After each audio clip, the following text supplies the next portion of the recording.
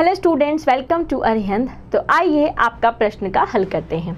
हमारा प्रश्न है, यदि किसी त्रिभुज की एक भुजा के समानांतर अन्य दो भुजाओं को भिन्न भिन्न बिंदुओं पर प्रतिच्छेद करने के लिए एक रेखा खींची जाए तो सिद्ध कीजिए कि वह अन्य दो भुजाओं को एक ही अनुपात में विभाजित करता है।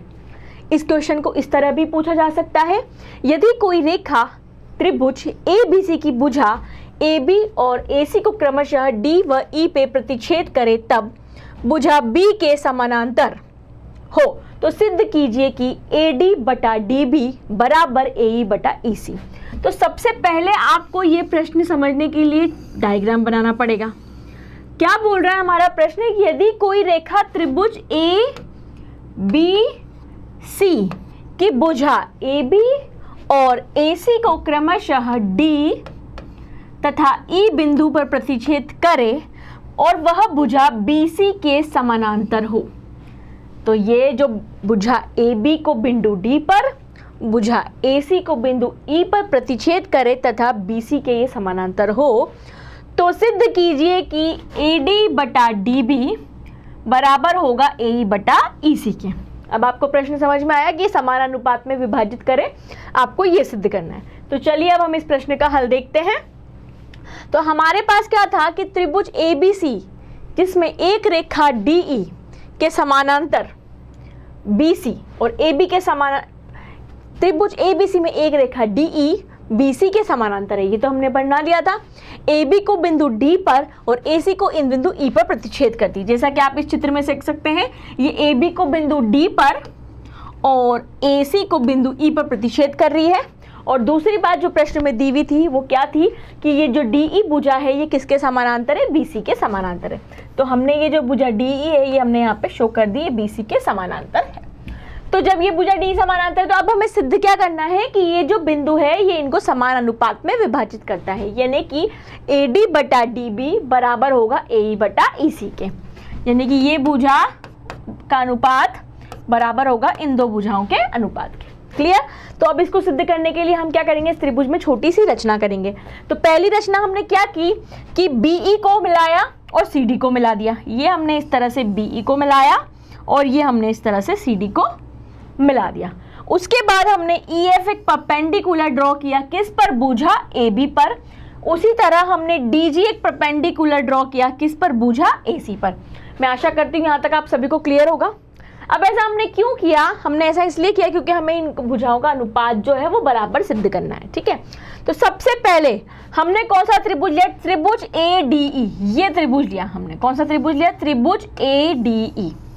हमने त्रिभुज ADE का क्षेत्रफल, अब हमें अनुपात सिद्ध करना है तो हमने इस त्रिभुज के क्षेत्रफल को, अनुपात को किससे कंपेयर किया, BDE के, इस त्रिभुज के से। किससे, इससे। मैं यहाँ पे डैश डैश डैश कर देती हूँ जिससे आपको आसानी से समझ में आ जाएगा। हमने इस त्रिभुज का क्षेत्रफल अनुपात इस त्रिभुज का क्षेत्रफल लिया। ठीक है, तो अभी त्रिभुज का क्षेत्रफल क्या होता है ये हम सबको पता है, 1/2 आधार इंटू ऊंचाई। किसी भी त्रिभुज का क्षेत्रफल क्या होता है, यहाँ पे मैंने आपके लिए फॉर्मूला भी लिखा हुआ है। त्रिभुज का क्षेत्रफल होता है 1/2 आधार इंटू ऊंचाई। हमने उत्पत्ति में कौन सा त्रिभुज लिया, ADE। तो यहाँ पे AD में 1/2 आधार हमारा क्या हो गया, यहाँ पे AD। आधार AD क्यों होगा, क्योंकि परपेंडिकुलर हमेशा किस पर डलता है, आधार पे। तो AD इंटू ऊंचाई, ऊंचाई हमारी क्या हो गई, EF। तो हमने यह क्या लिखा, 1/2 आधार AD और ऊंचाई EF। क्लियर? फिर हमने दूसरा त्रिभुज लिया BDE। अब BDE में हमारा परपेंडिकुलर तो सेम है, कौन सा, EF। अब हमारा BD में आधार क्या हो जाएगा, BD। आधार हमारा क्या हो जाएगा, BD। तो 1/2 आधार हमारा हो गया BD और ऊंचाई हमारी इसके लिए भी क्या होगी, EF। ये आप समझते हैं आप। तो यहाँ पे 1/2 से 1/2 क्या हो गया, कैंसिल हो गया।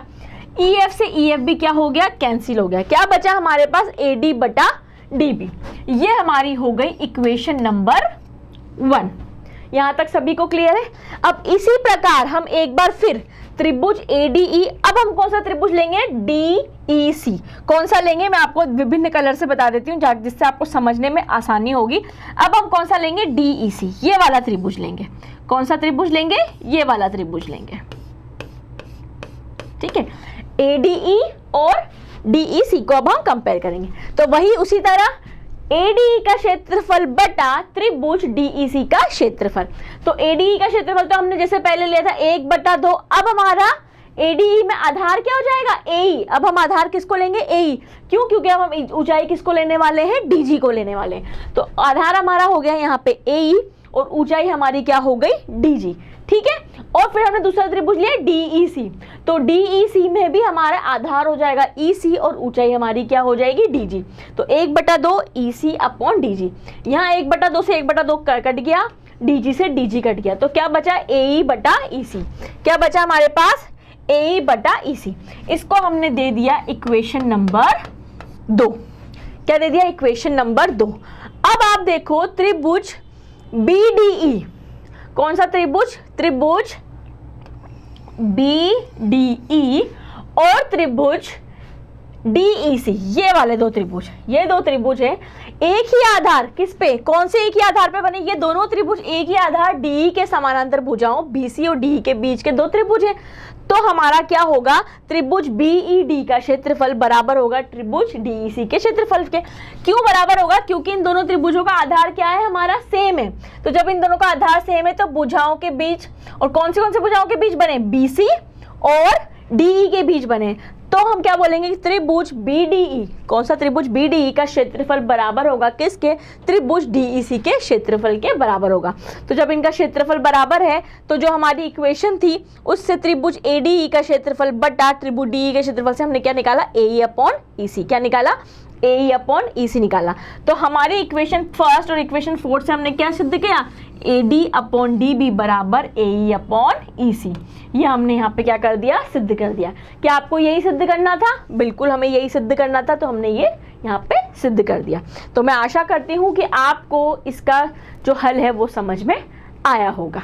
ठीक है, धन्यवाद।